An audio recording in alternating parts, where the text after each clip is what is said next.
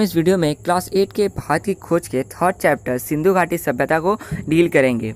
दोस्तों, ये सिंधु घाटी सभ्यता के बारे में जो जवाहरलाल नेहरू ने कुछ बताया कि कैसे जो इसके अवशेष हैं वो सिंध में, साथ में पश्चिमी पंजाब में हड़प्पा में मिले हैं। इन्होंने इसमें यही बताया चाहा है कि उस समय ये जो मोहनजोदड़ो और जो हड़प्पा है ये एक दूसरे से काफ़ी दूर पर है। मतलब कि सिंधु घाटी सभ्यता है, ये सब सभ्यताएँ बहुत सारे ऐसे सभ्यता हैं जो कि बहुत दूर तक फैली हुई हैं। मतलब कि जितना हम सोचते हैं कि कुछ ही दूर तक इनका सीमित होगा, बल्कि ऐसा नहीं है, वो बहुत दूर तक फैली हुई हैं। इसमें यही बताया गया है कि कैसे ये संयोग था कि ये सब मिले हैं।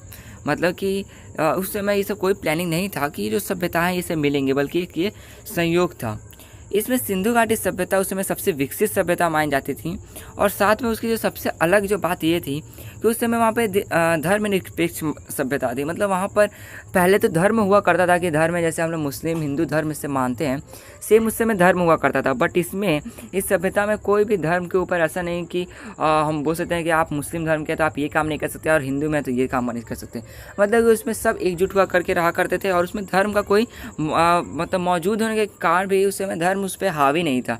मतलब कि धर्म तो उसके आसपास के माहौल में था, लेकिन फिर भी लोग धर्म को उतना नहीं बढ़ावा देते थे, जिसके कारण उस समय लोग अपनी लाइफ को एकदम अच्छे से जिया करते थे। मेसोपोटामिया और मिस्र की सभ्यता से संबंध स्थापित किया है और व्यापार किया। उस समय लोग जो व्यापार किया करते थे वो सब छोटे दुकानों में बना के किया करते थे।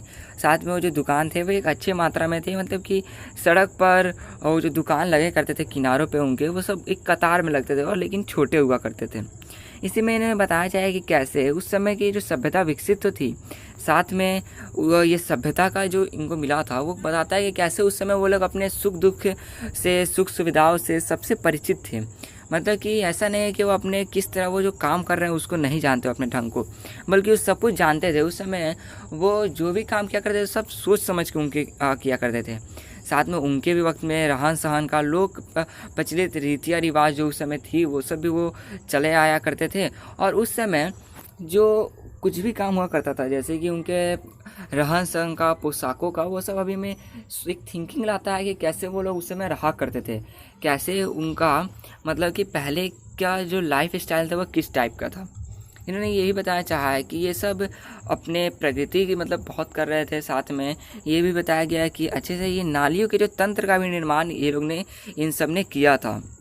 मतलब कि ड्रेनेज सिस्टम हम कह सकते हैं, उन सब का भी निर्माण इन्हीं ने किया था। दोस्तों, ये सिर्फ सिंधु घाटी सभ्यता इसके बारे में बताया गया है कि कुछ मेन पॉइंट्स यही है कि सिंधु घाटी सभ्यता बहुत दूर तक फैली हुई है। इसमें धर्म जो था कोई बात नहीं था कि आप अगर इस धर्म के तो उसमें आप हिस्सा नहीं ले सकते हैं, या फिर धर्म में इसमें बढ़ावा नहीं दिया जाता था धर्म को। ये बहुत दूर तक फैली हुई थी। दोस्तों, ये सबसे उस समय की विकसित जो सभ्यता में से एक थी, और जो दुकानें लगाया करती थी वो सब कतार में लगाया करती थी, लेकिन छोटी छोटी लगाया करती थी। दोस्तों, उस समय आधुनिक थी ये, और अपने सुख दुख से ये सब परिचित थी कि कैसे ये जो काम कर रहा है वो प्रकृति के ओर इनको ले जाएगा। ये सब चीज़ को उस समय जानते थे, महसूस करते थे। ये था दोस्तों, इस वीडियो में सिर्फ यही बताया गया है। दोस्तों, मतलब इससे ये भी हमें पता चलता है कि जो सिंधु घाटी सभ्यता है उन्हीं के अवशेष मोहनजोदड़ो और हड़प्पा, मतलब पश्चिम पंजाब में हड़प्पा है। दोस्तों, मतलब कि ये ही दोनों मोहनजोदड़ो और हड़प्पा ही सिंधु घाटी सभ्यता का हम बोल सकते हैं कि एक निशानी है या फिर अवशेष है।